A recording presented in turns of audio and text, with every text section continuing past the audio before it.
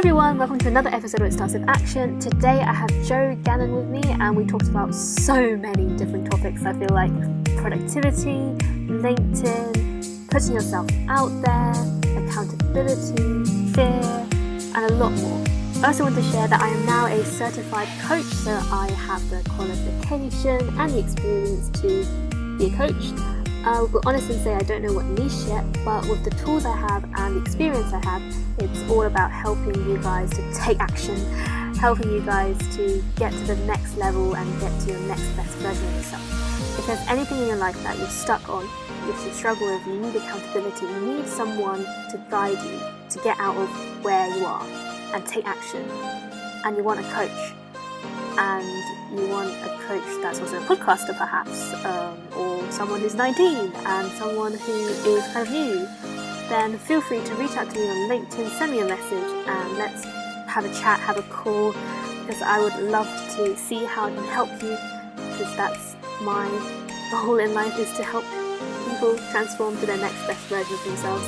And yeah, without further ado, let's just get into it. Hi everyone, welcome to another episode of It Starts With Action, and I'm so grateful today to have Joe Gannon with me, who is a psychology graduate, super interesting, and focuses on LinkedIn marketing, social media, and all the good popular stuff all that good nowadays. stuff. Yeah. I'm really interested how you kind of went from just focusing on psychology and then social media, and then now you focus on LinkedIn, which is a number one platform for me. So I'm really interested to learn more about how you became interested in your story, and also psychology, about how people behave and what keeps them back and stuff, all that good stuff. So yeah. Perfect. Yeah, it's a pleasure to meet you. So I have, with hindsight, the power of hindsight, I have a nice little bridge from my psychology degree into marketing, which is essentially, psychology is about understanding people and marketing is all about understanding people. I didn't know that when I was at uni. Everybody wanted to go into clinical psychology. Everyone wanted to be a psychologist. I purely chose psychology because it's just the most interesting subject I was doing, just like you said, after you just done it for your A-level. Really interesting topics, really interesting learning about social psychology, behavioural economics. So I just kind of followed. It was either doing psychology as a degree or doing economics. And I couldn't imagine going to an economics lecture at 9 a.m. Couldn't really picture that happening. So I went with psychology, didn't meet all my 9 a.m.s, but still kind of first step towards kind of doing things you enjoy. So yeah, with hindsight, that's how I kind of bridged it. So if anyone's going to university, it is kind of about what you're doing outside of your degree, but psychology is a really well-rounded degree. So you do lots of essays, which is obviously writing skills. You got statistics, which is math skills, and then it's actually a science. Some call it a social science, but for me, at the university I went to, was actually a science. So that's how I've kind of bridged myself into psychology and into marketing. And then my first job outside university, after university, was at Cambridge University in the social media team, just as an assistant. And yeah, that's how I kind of went into social media. I've always, obviously growing up digital native, always used social media. I've always been interested in noticing how my friends and what platforms we're starting to use. For example, each year seems to be using a different platform to wish my friends happy birthday. You know, it used to be Facebook, now it's Instagram stories. Just really interested in the new features that I was seeing on social media, the new platforms that are rising, and also just kind of following creators and influencers and seeing how every time there's a new platform, there's just a new wave of talent and creators who seem to just make something for themselves. And that has kind of led me into when I started first creating content on LinkedIn, realized the opportunity. I was kind of ready for it. I was ready for this next platform, which if it kind of matched my interest of personal development, trying to improve myself. At the time I was trying to get a job and look at new jobs. LinkedIn kind of seemed a perfect match. That's how I kind of started creating content myself. And that's kind of led to the LinkedIn marketing stuff. So social media strategy, being interested in that, seeing if I could get into that space as a career, and then kind of transitioning to content marketing. And how has it been so far? It's been good. Lots of ups and downs. What kind of challenges did you face during it? Yeah, so challenges. Let's talk about content marketing. Let's not talk about career. Okay. I don't want to talk about my career. My very baby experience in marketing, but content marketing, putting yourself out there, is something I'm very passionate about, because obviously right now you've got a podcast. I'm sure this was in the works for maybe a couple of weeks, months. before you got round to the first one. And I'm really interested. Actually, it was like probably a day. A day? Wow, you just jumped straight into it. Yeah, I think. Well, actually, I jumped straight into it, but I was really scared when I was doing it. I had to have like some friends, like, because I started off doing the first episode with my friend, and that was more like, fun, and then just like put it out there. But yeah, I'm still learning. So like, there's so many mistakes happened along the way, and yeah, still learning. So that's amazing. If there's any technical difficulties that come along, because there was a few times. So yeah, but let me know as well if my audio drops out, because this mic keeps dropping out on other times to talk to people, so just let me know. Yeah, I need to get a mic. Actually, I don't even have a mic, so I should have like prepared that. But yeah, this one's out of view. But that's amazing that you've got that as a skill, because so many people struggle to start and they just put things off, and that was exactly me. So my own experience was realizing, working for my full-time role in social media, using all the platforms, how we can strategize, how we can create a content plan, how we can get people's attention. So at Cambridge University, that was how we can actually be more diverse and actually create content that isn't just reaching white rich people, which was the kind of stereotype, still is. Yeah.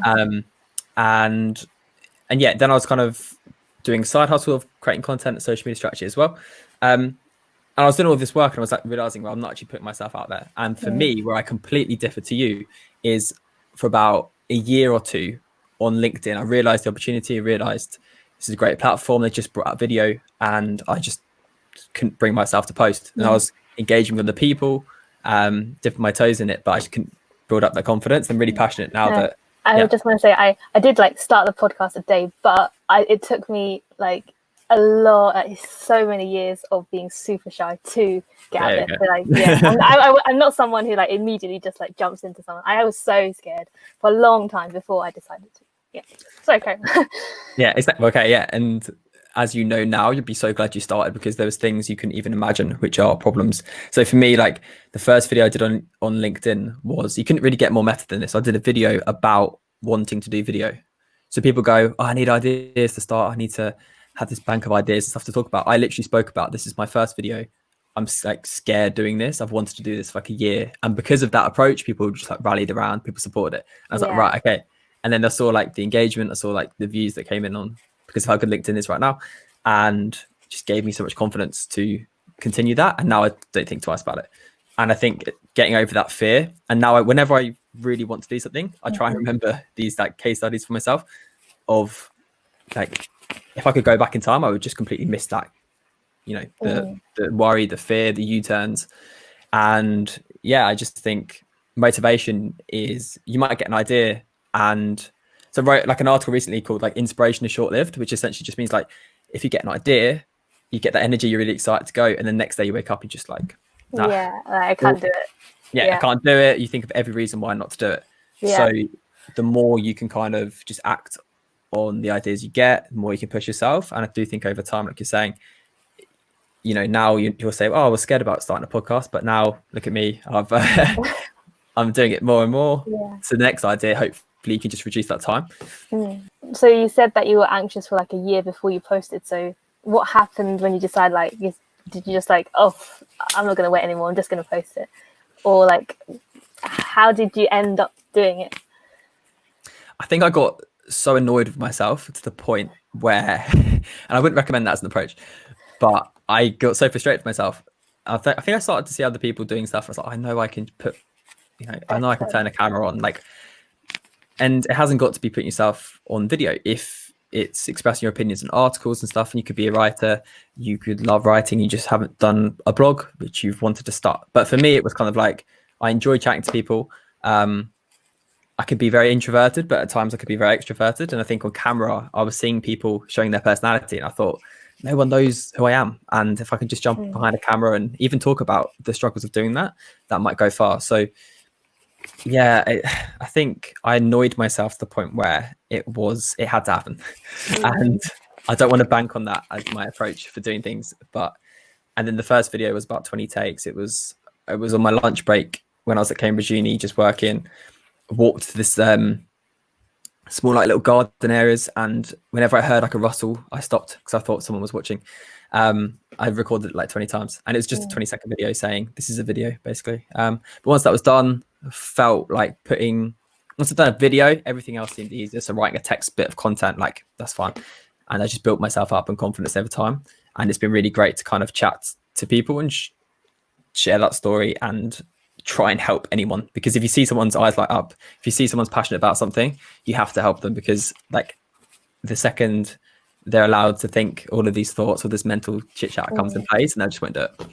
Yeah, like for me, I think I can film videos at home or when outside when there's no one, but I struggle a lot with like filming either Instagram stories or anything when there's people like in town or something.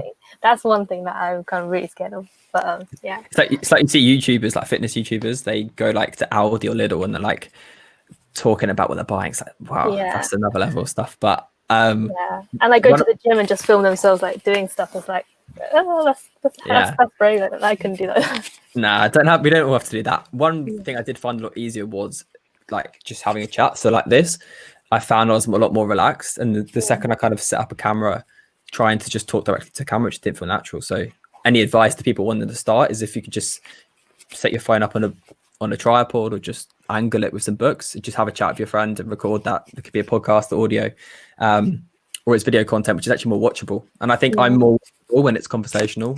I've started posting videos on YouTube and I can't stand them because it's just me sitting upright in a chair trying to talk all proper. And yeah, before like basically my story is that I was super like introverted. I wouldn't say anything, but I really didn't like that. I wanted to change and I didn't know how. And so I started YouTube. That was the first, like beginning of lockdown, I started YouTube. And that was the scariest thing ever. Just like talk to the camera, like, because I could not talk to people. So I started with talking to the camera just to myself and then putting it out there and see what happens. And then I met some friends, and then slowly, like I started talking to one person and then another person. And then now actually, and then meeting people who do podcasts and realizing, that actually might be my thing. And then I started it, and now we're like 30-ish episodes in, and I am loving it and just found it. Yeah. Is there anything now that you are kind of want to do but like not taking action on? Like, would you say that you are so much better at like doing what scares you after the experience? I think I definitely still have to remind myself as like a case study, like I said, like I think we all need to like have time in our week. We just sit and like think about things. Like I think people just don't do it. Like I've tried journaling and it has worked to an extent, but each week I do try and just like review and just think about stuff I want to work on. And I'm really big on at the moment, just trying to focus on high leverage tasks. So things that are going to move the needle. So if you don't outline each week, 3 activities, even just one thing, which if you just did it, it'd be a great week. Like what's the thing which is on your mind? And a great book, which is a productivity book called Getting Things Done by David Allen. He talks about that, how kind of thoughts which you've not addressed are still kind of weighing you down. And I think that's so true, because you could have a different example, because you were incredible at starting your podcast early. But if I wanted to start a podcast and I was thinking about it for 2 to 3 months, and I chatted to someone, I thought, that could have been a guest, or I could have. These are thoughts weighing on your mind. Like we only have limited like energy. So each week I try and just say to myself, what's that one thing which would just make this a great week if I could just move the needle? So like big tasks, still like figuring it out. One thing I haven't been able to do yet is more YouTube. Like I'm posting on YouTube just like once a week. But my goal was to be like the most consistent person on YouTube talking about LinkedIn, and just like to own the niche of LinkedIn, because it's a bit of a gap right now. Not everyone knows that it's a content platform and the benefits.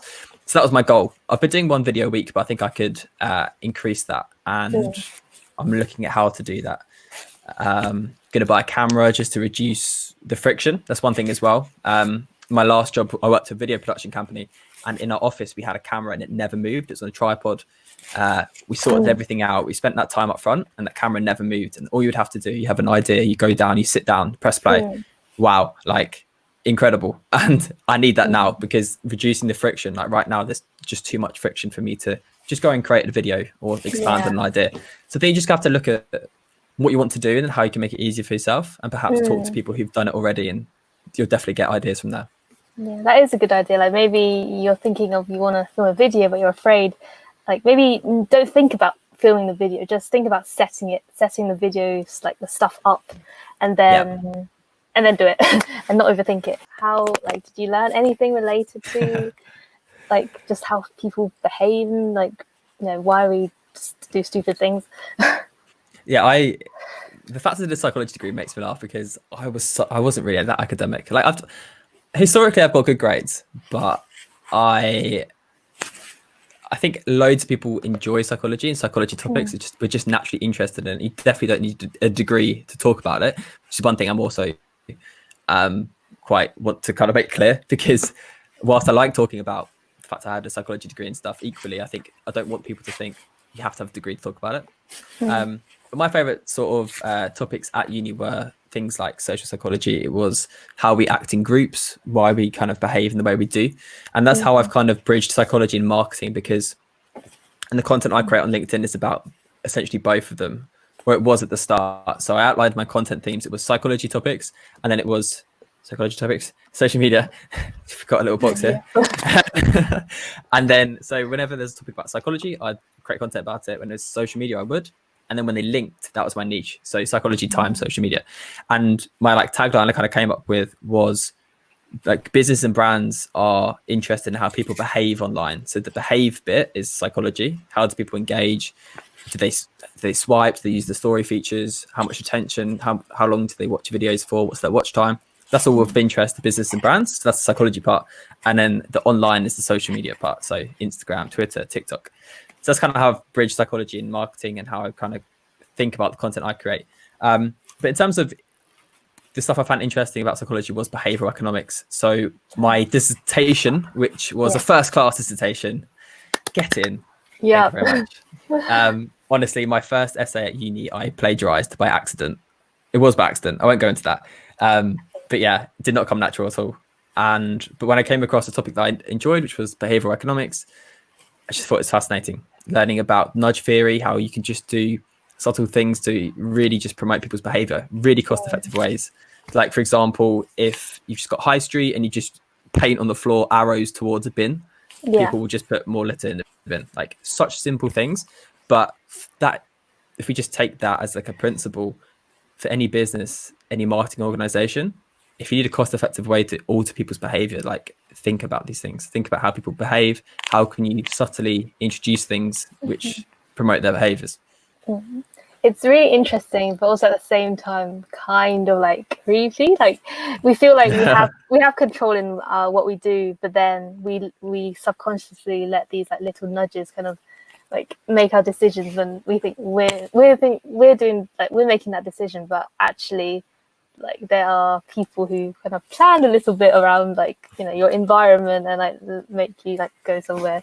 I'm really just like supermarkets and just like menu designs and how they put the prices and stuff. That's like cheeky, but okay. Yeah, pricing is definitely a big one. Obviously, like the most common example is like 99p. Like it's completely inconvenient to have to buy something and get a penny back, but like sales are so much more because of that. And there's so many examples like healthy food at tills, or like unhealthy food at tills, like quick like chocolates and sweets and stuff like for people to buy. I think that actually got banned in the UK, and some supermarkets aren't allowed. Yeah, some supermarkets just do like healthy food now because, like you said, it's kind of manipulating people's behavior, and they want people to do that in a way that promotes good things. Like if people are going to grab a snack at the tills, it should be apples and like snacks. It should be just chocolate. But yeah, those sort of stuff are just so interesting in psychology, and then group behavior as well, and learning about like tribes, and that kind of all ties into marketing about finding a tribe, working communities, how we are social animals, how we do crave that sort of stuff. So many interesting aspects.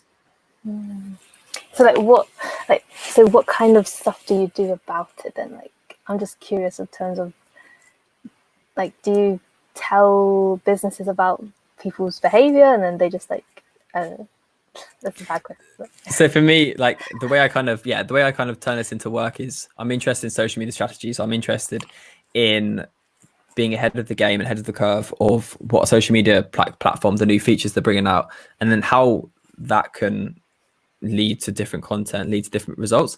So for example, on LinkedIn, like I love looking at like the space you have in a profile. Like if someone lands on your profile, you have a headline, you have a photo, you have a cover photo, about section. Like this is essentially like just space which you can just manipulate. You've got, like for example, they've just brought out the name pronunciation feature. Mm. So straight away, it's a clickable button where you can tell someone anything. Obviously, you should do it just for your name, but I just thought I'd promote my YouTube channel instead. That's actually that's like that. That's an out of the box idea. Interesting. I saw it, but I'm just too lazy to like add stuff to it. But yeah, pronounce It's your just- name and then like just say something extra. It's just things like that and just getting creative with it. So, for example, yeah, when I launched like a YouTube channel or whatever, you're launching a blog or a newsletter, like I realized that if you change your job position on LinkedIn, it will ping a notification to like your whole network. So I just literally wrote, I've launched a YouTube channel. And then it was like at, so like you should say job title at company. It was like, I've launched a channel at YouTube. And then I just like asked everyone to subscribe, and then everyone, my whole network gets a notification. Just things like that. I just love things like that. And they're just quick.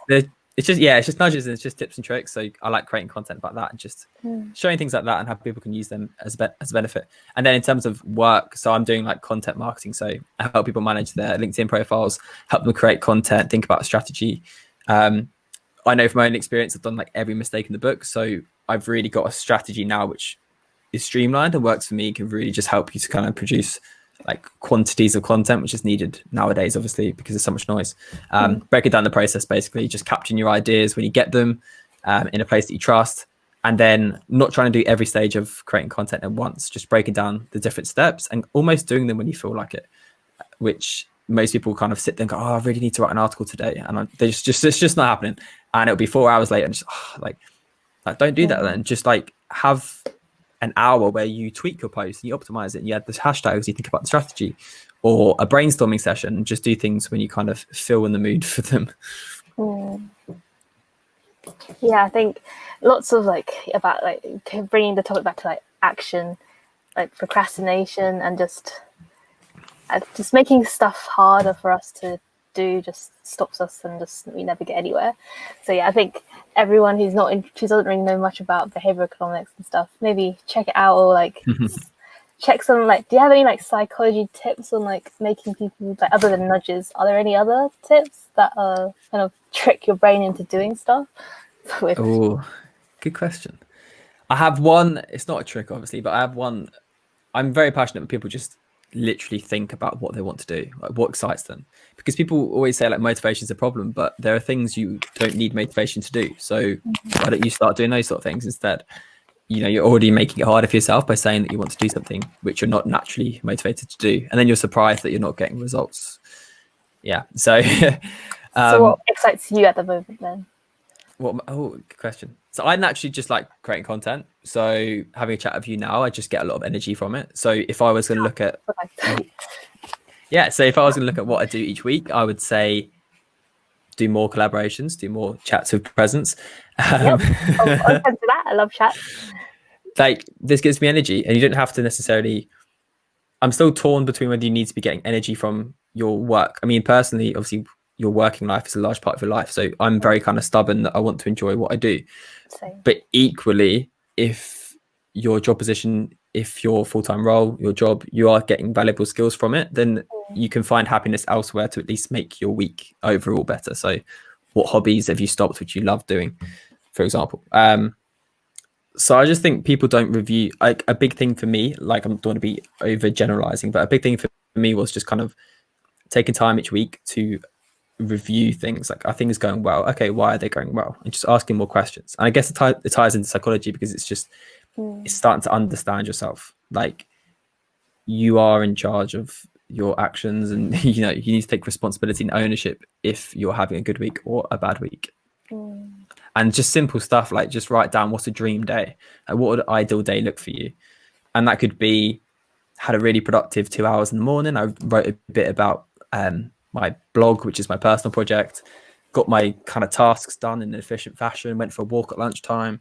Then I met up with my friends in the evening. Like, if that's a great day for you, then just dissect it, because we all forget that like our thoughts are all different. Like, we forget the things that you feel excited to do on a weekend are completely different to mine. So you need to just like be aware of what actually excites you and do more of it. It's not just you're thinking what everyone else is thinking. Yeah, and I think like, you know, what excites you, you naturally, you will have the motivation to do it. Like I call it the X factor. Like you get to, I don't know why, but like you get to, like you keep asking yourself, Like, you want to do like, okay, you want to like, but I feel like when people like have this goal, you have to kind of like keep asking yourself, why do you want to do it? Why, and then get to the point where you realize that it's gonna make you like the excitement point, and you get like super hyped up about it, and that's kind of the trigger point for me where I'm so excited about this, and then I'm gonna take action on it. Other than just like saying what you're gonna do and then like putting it on paper, expand on it and really get the feeling, like what it's like to like get that done, and then completely. Like, I think that's such a great point of imagine the outcome, like, because a lot of things, obviously, so much things to get a result in something, to actually achieve something, it's going to take a lot of work, and we can be put off by the work. But if you instead feel really excited, like you said, you're imagining yourself this new person, you've got a blog and everyone's talking about it on the street, or you've just got a text from your friend and they said they just read it. Like, imagine it, feel that excitement, because that will stand a lot more. Because then when it's whether, motivation, I wouldn't, it's just a fleeting feeling. Like, one of my favorite articles by Ali Abdul, I don't know if you follow Ali, the doctor, Cambridge doctor guy. Yes. Yep. Cambridge doctor, what a man. He's an entrepreneur, like does everything, super productive. I don't know how he does what he does, but yeah, inspiring guy. Inspiring guy. It's crazy. So he did an article called Motivation is a Myth, and one of the main takeaways from that, action first, was it, or something? I don't know. Oh no, maybe not. Yeah, it might have been action first, motivation is a myth. Essentially, motivation is a feeling, and we all have that. Like, it comes and goes, and that's the most important thing. So if you have something that excites you, like you said, write it down, but also just go that extra step. Like, get excited about it. And I've started doing, if I have an idea, I want to create some like objective scales. So I want to take away the subjectivity of feeling excited and just having this like fleeting feeling. I want to have scales which I kind of like trust. The Joe of old, I like trust what he says. So like, how is this going to have an impact on my life? Like, well, Joe said like a month ago that was like 9 out of 10. So I want to like have these objective scales, which I just go, I don't know whether you add these numbers up or however it works. It could be just really simple. It's not going to be some algorithm, but like at this point, it's a no-brainer. You just have to do it regardless of how you feel. Like, these are this is your factors which you've outlined, and just do it. Also, obviously, this podcast called It Starts with Action. One thing that's just been huge for me is accountability. And I've really internalized that and realized that. And literally, as of this week, I each week now talk with my old boss. We're both really interested in personal projects. He just launched a YouTube channel. I'm obviously trying to grow mine. Each Monday, we are going to just check in with each other and list essentially like the 3 things we want to achieve that week. We both want the best for each other. And it's just essentially knowing, it gets to Friday, you know that you've got to tell that person. Yeah. And if that works for you, if you're someone who that would work for, whether it's pressure or good pressure, just incorporate more accountability into your life. Like, it doesn't have to be giving your friend like 20 quid if you don't do the task. But if that would make it work for you, why not do it? There was another productivity YouTuber, I'm going through them all now, called Thomas Frank. And what he did... I think the American guy. Yeah, he's cool. Yeah, he's cool. So I think it was to get up at a certain time each morning. Could be wrong, but he used Buffer, so the social media scheduling app, and he, instead of just like relying himself to get up at a certain time of his alarm clock, he like set a tweet to go out at like 7 a.m. And it was like, I can't remember what it said. It was either saying like, I'm an idiot or something like that, or like, I've missed my alarm. And he schedules it on Buffer, right? So say he gets up, his alarm goes off at 6:50 a.m. Like, he has to get up, and his laptop's in the other room, so he has to like delete it or something. Yeah, has to delete it. I thought that was incredible. So yeah, that's like, I've never heard of that before. That's actually that's a good idea, but at the same time, if it's like it'll be funny, but if it goes out, then. I'm not sure how many times you failed, but then it's that public accountability. But I think he said for him, it got to the point where it worked, and then it got to the point where he actually stopped. Like, it started to affect his sleep because he was like worrying about it. So obviously, test things. But accountability, like whether it's just checking in with a friend, I've said to people on LinkedIn like forever, if people need an accountability, reach out to me, because I will more than happy check in. If you tell me I want to start a YouTube channel tomorrow, I want to start a blog, Joe, on Thursday, just send me a message and just tell me to check in. I will 100% do it. Like, if you want me to do that for you, I'll do it. Anyone listening, I'm here. I know it works. It just works. I need accountability towards. Like, well, I kind of, since starting the podcast, I've really neglected YouTube. Like, I used to post like other content, but then now I post like podcast content. But at the same time, I feel like maybe I should also post other stuff. But yeah, I don't know, just time. But then you could post little snippets of it, for example, like 5-minute snippets, 10-minute snippets. That's what everyone seems to do. Yeah, that is a good thing. I feel like one other thing I was like, because I follow Thomas Frank on Instagram, and I feel like now talking about accountability kind of reminds me, he's doing that to help him. Like, he basically every day he makes like an Instagram story on him like working out, and it's like fitness watch. So maybe that's something that he's doing to like keep himself accountable, and just like putting it on his like Instagram story. So maybe like as simple as like everyone has Instagram, so you could just plan what you're going to do, or make a closed story or something, just to like post it, and kind of like, if you don't have anyone to help you with accountability. 100%. Like, you could just get a streak going for yourself, and there's loads of different like streak apps you can get. Like, there's so many different ones. Like, there's a productivity app on a Google Chrome extension called Forest, where that's when more like you're working on something. Yeah, and it plants trees, and a tree dies. Like, I don't know. I'm so bad at that. Like, I used that for 2 years for like revision, but I always like, I don't care if the tree dies, which is so bad. Like, my whole forest is full of like dead trees and stuff. So yeah, oh well. But that's the thing. So you tried, and then you need to go, okay, this form of accountability didn't work for me, but maybe having a friend send you a text, whatever, like, there's going to be like a form of accountability which will work for everyone.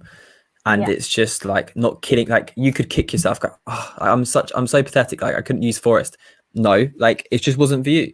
Like, you've done all these great things, you've started on all these great projects. It just wasn't the form of accountability for you. But for me, just telling people what I'm doing, I got to the point where I was just fed up of being like the person who's saying like, I want to do this, and I was just all talk. And like, it's quite clear that I just get annoyed with myself until I do something, which I don't know if it's a good thing. But yeah, I think I wanted to be more of an action person, and that brings on to the fact that 2018 was my year of action. I called it my year of action, and that was after just towards the end of 2017 creating my first bit of content. And I was like, this has gone well. I feared this for such a long period of time. Like, those thoughts were just like self-sabotage, which is one of my favorite like areas of psychology. I don't think it's an area of psychology, but just very simply, we hold ourselves back. I just realized that, and I was like, in 2018, if I could just have a bias for action, if I could just like, idea comes into your head, bam, try it, life would be so much better. Because every successful person which you watch, a creator, influencer, film star, anyone, family member who you look up to, anyone, it's the action which like inspires you, and you can inspire other people. From you doing this podcast, anyone listening can go, wow, like, she's so extrovert, she's so confident, she's like must have been born into a family of like TV hosts, right? Way opposite. And then yeah, I feel like kind of like, actually, like, to be honest, I feel like, because I'm a massive dreamer, I'm also like, I have all these ideas, but I don't really take action on it. And I found that since starting the podcast, like, the name Starts With Action is literally on my mind every hour. I put this podcast out there, so that must mean I have to like kind of practice what I preach and stuff. So like, I have no like, in like when no one's watching, I still like kind of, that just like sticks to me. Like, I have to do what I said I was gonna do, because if I don't, then like, I don't deserve to do this podcast. So that's like, this is a long-term accountability part, I guess. That's so good. Like, was that deliberate, or was that just kind of been an effect? That's been the effect. It was not deliberate. I think people should when you look at what people are doing, don't just look at what they're saying, but look at what they're doing. Like, for you, like, you've started something, and once you kind of hear your story behind it, it's so inspiring. You've literally just like gone, what don't I feel good at? And you've just gone, I'm going to do that 100 like times. Yeah. And yeah, I think when I was at uni, I want to say I created a podcast. I didn't necessarily. I interviewed like 2 people, and then I interviewed the careers team, and essentially I went to like the Entrepreneur Society, and I made myself a position on the committee. I went to them and said, like, you've got an audience of 2,000 people, you should have a podcast. So I kind of had a podcast, but I didn't actually do many episodes. I didn't really have a podcast, but it's the same thing. Like, I was good experience, I guess. Like, you have to talk to people. Exactly. So I was trying trying to prepare myself to get a job after uni. So I was like surrounding myself with the careers team. And by having that initial thought, I essentially like you're saying, it's kind of more of the effect. Like I didn't think, oh, here's a great plan. But what I ended up doing is I wanted to get around the careers team, and I ended up doing like a 5-part series where I interviewed the careers team, and I knew them all by like first names, and I like got so much knowledge from them from that. Because of the podcast. The podcast was the vehicle. And I think that's what people need to understand. Like it's a podcast, a blog, a YouTube channel. It's just a vehicle for like opportunities. And that was the same thing. Like I just thought like I listened to podcasts in the evenings on my drive to work, for example, like back then. And I love chatting to people, but I didn't have interview skills. So I just thought I'm going to call myself a podcast host. Because if you want to get interview experience, why don't you just create something so you can be the host instead of waiting to get experience or qualifications to be invited to be a host? I wasn't really like, I didn't think of failing the podcast. Like I feel like one reason people stop, like don't do what they do, is because they like feel failure. And I feel like maybe one way to kind of overcome the fear of failure is to focus on what you're going to gain out of what you want to do. Like for me, I know that I'm going to learn how to not be so introverted, anxious, and like socially awkward, and I would get to be more like talkative, and it would help build a personal brand, because I'm also interested in like business and starting my own business. And you know, if I want to do that, eventually I do just have to put myself out there. It's not, I don't really want to put myself out there, but I want to learn how to communicate. I want to build a business, and I want to like gain the like, you know, I want to create a community, and the only way I do that is to like put myself out there and do what scares me. So true. So like that doesn't really relate to failure, but like you get like so not focusing on the scary parts, but focusing on what you're going to get out of that scary thing. Completely. And then you look back and you realize like it was all just made up scary parts anyway. Like I don't think to this day I've had anyone message me saying, oh Joe, like why are you putting yourself out there? Why, like, who do you think you are? Like that's the thing I thought people would say, like who do you think you are? Like go back to your cave, wherever they think I live.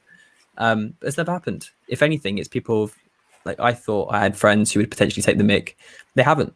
Obviously, like you get people who will just joke and it's a conversation piece, like, oh, you're going to pull out your phone and do a LinkedIn video. I'm like, no.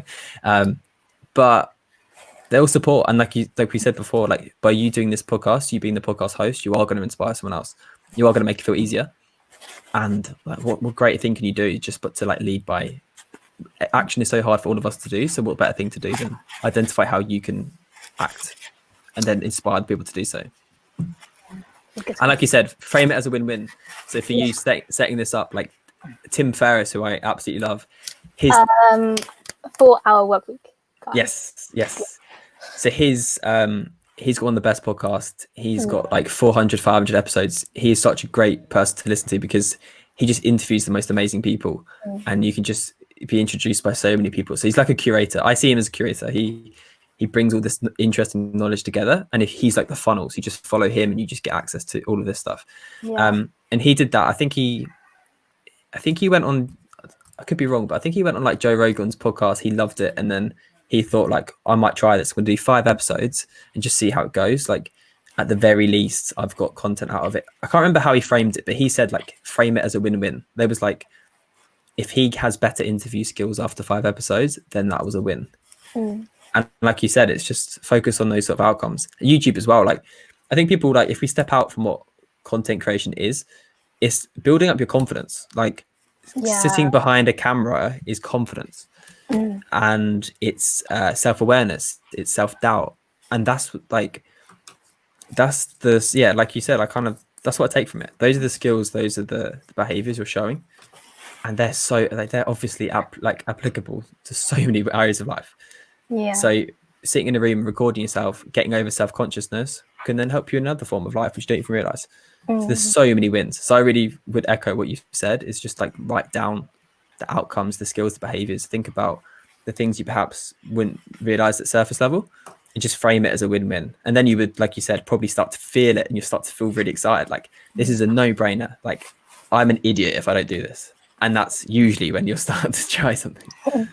And like, just imagine what you can, sorry, what's happening to your voice? Sorry. Just imagine what you can do if you don't have or don't have as much self-doubt, you're more confident, like you just like you're okay with, well, it's like putting yourself out there, just like you can like, and like not fear of like what people think of you, because when you put yourself out there, it's likely that someone's gonna, you know, play the YouTube video and then pause it in a very ugly way, and so like yeah, like if you can overcome all of that, then you can do so many other things that you could, like, you wouldn't think you could. Like there's so many benefits of just putting yourself out there and creating content on like anything, like blog, YouTube, Instagram, even like Instagram stories. Just like all of that helps you develop these basic, like overcome these basic fears that then help you go out and do other crazy stuff that you want to do, I feel. Exactly. You start to back yourself. You start to start seeing positives. And Instagram stories is a thought just crossed my mind. One of my friends who does public speaking, I said to him, I want to get better on camera. I want to improve that sort of stuff. I don't feel confident doing it at all. And he said, like, open up Instagram and do a story, because when have you ever in the previous generations been allowed to press record and 200 people can see it? And he sent me a challenge. My friend Jordan Harry, he's just said once a week, next week, just do an Instagram story. And yeah, I felt more confident instantly. Like I felt really nervous to do it because it's to kind of like friends and family, which is kind of outside comfort zone, because I've kind of, by creating stuff, you kind of pull in the people like-minded. So Yeah, they could be like, we don't know each other, we haven't met before, but like, wow, she's great, she's really cool, like I've got a new friend. So when it's family and friends, it's something that's actually more daunting, because it's like you think you might get those negative comments, and no one did. Like I actually walked down like a bridge into my town. I tried to actually do it around people as well, and that was a great experience. You just realize nothing really bad happens, and that leads into things like comfort challenges. So have you come across Noah Kagan? Have you heard of him? no. So he's an entrepreneur, and him and Tim Ferriss have a couple of things called comfort challenges. And one of the comfort challenges, which this guy called Noah Kagan has, he owns a company called AppSumo. He says the next time you go and buy a drink somewhere, just ask for 10% off. Oh, I think I heard of that. Like, yeah, like kind of, or like something for free as well, or something like. Yeah, anything like that. Yeah. Just that you think, oh my god, that scares me. That actually makes me feel sick, like having to do that. Yeah. But once you do something like that, it's like a thermometer. Like you've gone in the deep end. You've done something that's really hard, really outside your comfort zone. So next time you have to like do something small, like stay behind after a lecture and ask a question to someone, or put your hand up in class, or whatever. Those things seem so small. Yeah, And it's crazy how scared I was to like just put my hand up. It's like a massive thing to like, oh, like gosh, this is the hardest thing. But yeah, it's so true. Like it's crazy that that's our default. We all feel so scared about it, and that's the part of psychology I really want to learn more about. And it is self-sabotage, holding yourself back. And an amazing book, which, have you read The War of Art by Stephen Pressfield? nope, but I've heard of it. Okay, you need to read that because of your podcast name. It's incredible. It's all about how we hold ourselves back. It's about like overcoming obstacles we put in front of ourselves, and it's incredible. I've never felt like so strongly about a book before, because of how it's just written like so nicely about how we hold ourselves back and how it's like an internal battle. But just accept it's a part of being human. Accept you're going to have ideas and then not act on them. Accept that action can take time, but as soon as you accept it and just understand that's normal, it actually helps you to start actually getting momentum and start to get things in motion. Interesting. That does sound a good book. Okay, I need to check that out. You need to buy it. Like I will get on your back if you don't buy it. Okay. Good accountability. Or download a free copy, whatever you choose. I'll check it. So, one question that I normally ask my guests is like, what does their next best self look like, and how do they plan to take action to get there? A good self-reflection. Wow, what a question. Next best self. So where do I think I like? Okay. What does your next best self look like in terms of? Okay. So I've always had a similar goal like you have about starting a business, and I've kind of stumbled into it now. I feel like it's about to happen, and I'm gonna start, like, I know I need to like write about it, and if you looked at my like phone notes for like, the last 5 years, I'm going to just bring up these screenshots like in the future, because you can just see the thought process, and like I was holding myself back for so long. Arguably I probably wasn't ready for it, but now I feel like I am. So next best self is probably acted on everything he's thought about for like the last 5 years, which is essentially just realizing like a lifestyle that you can have for yourself. Realize you can do a job on your necessarily, it's not about necessarily like having my name on something, but it's just like when I read productivity books and stuff, I just realize that there are better ways of doing things, and I don't want to have to wait. Like my thing has always been, it's not against authority, but it's like I don't want to have to wait permission for someone to do my work in a certain way, which is actually going to get more output in less time. I don't have to ask permission for that, because then they'll just give me the same pay and give me more work. Like obviously they would like that's just the world we're in, right? So but you can actually do the same amount of tasks in different ways, and essentially have a business, you can have like creative control, which is what I've always craved. So in answer to the question, it's probably just I've only done baby steps right now, but it's continuing this like path of just doing things that fulfill me and excite me in my week, and having work integrated with that. Always be learning, always have time in the week to reach out to people who I think are out of reach and who I can learn from and be around. That's been a huge area of growth, and I hope that will continue. So I think my next best future self is a guy who's acting twice as or 3 times as quicker as I am now, which ties into the podcast perfectly. Yeah, perfect. But yeah, productivity really is like everyone has like 24 hours, and it's kind of crazy how different outcomes people get at the same time.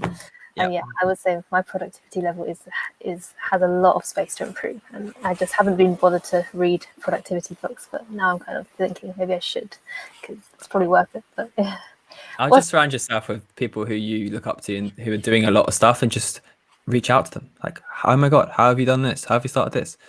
The answers are there. Just reach out to people. People are not as out of reach as we think.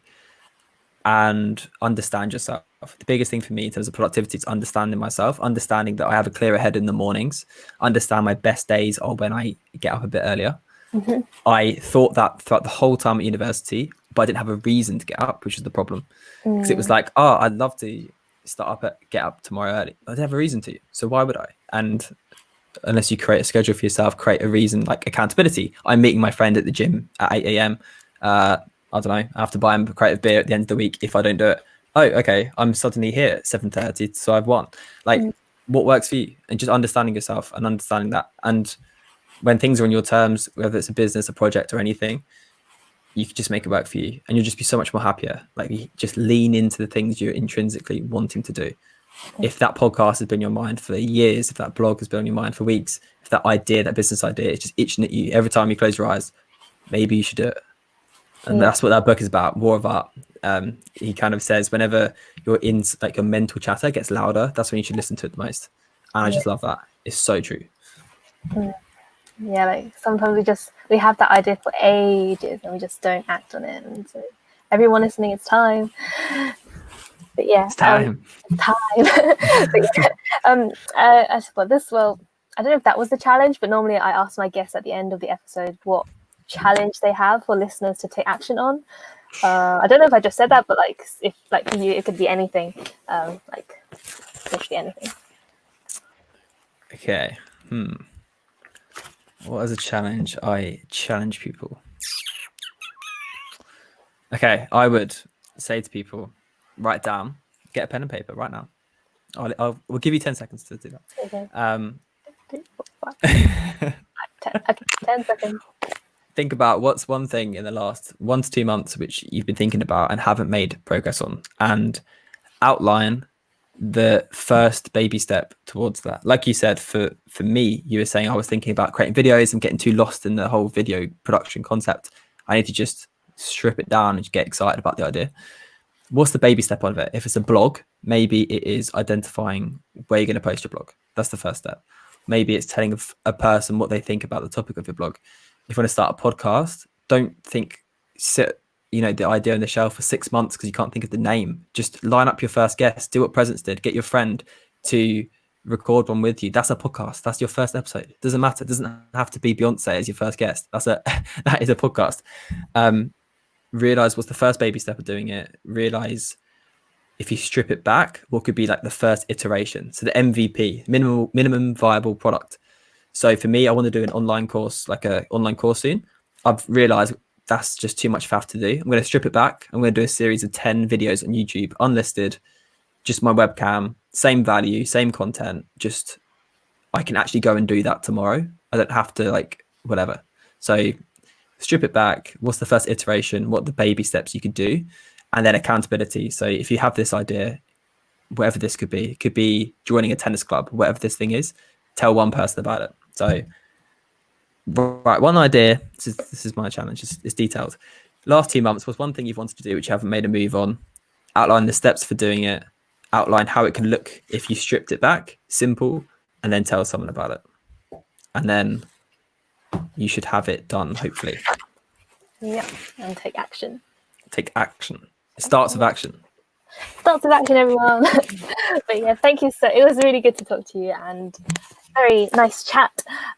If people want to reach out to you, how can they find your YouTube channel and LinkedIn, and how can they find you?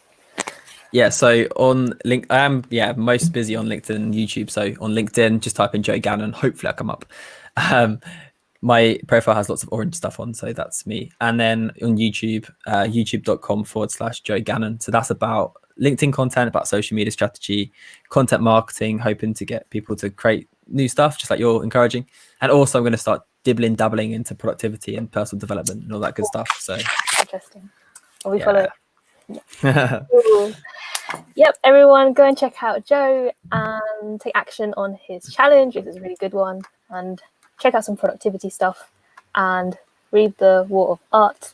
Yes. And check out behavioural economics and all the other stuff. We talked all the other stuff. I hope everyone enjoyed the podcast, and honestly, I just want to say thank you so much. Like, you guys could be listening to any podcast and you chose to listen to It Starts With Action, and so I am extremely grateful. And yeah, if you liked it, we'd really appreciate if you gave a review on Apple Podcasts, share it with your friends and family who you think might benefit from, and yeah, reach out to Joe, and until next time, guys.